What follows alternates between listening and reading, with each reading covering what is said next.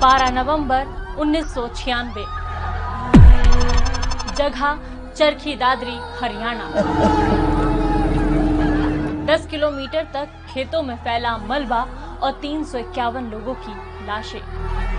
ये भारत के सबसे बड़े मिड एयर कोलिजन का दर्दनाक मंजर था। जानना जरूरी है कि ये हुआ कैसे।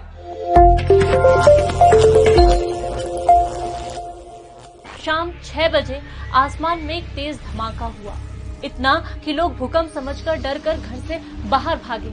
लेकिन बाहर का मंजर दर्दनाक था। आसमान में 2 प्लेन टकराए थे, जिसका असर जमीन पर देखने को मिला। लाशें इतनी कि दादरी का सरकारी अस्पताल परिसर छोटा पड़ गया। घटना में 8 देशों के 351 लोग मारे गए।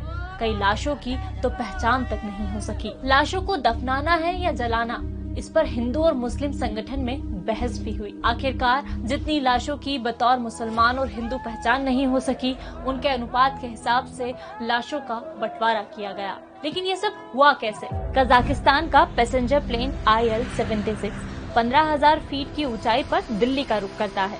इसमें छोटे ट्रेडर्स हैं जो ऊन लेने भारत आए थे। दूसरी तरफ दिल्ली एयरपोर्ट से सऊदी एयरलाइंस का बोइंग 747 कार्गो प्लेन है, जिसमें सऊदी अरेबिया काम ढूंढने जा रहे लोग हैं। इसे Delhi airport air traffic control से 14,000 फीट पर उड़ने की परमिशन मिलती है। इस हिसाब से दोनों के बीच 1000 फीट का अंतर था।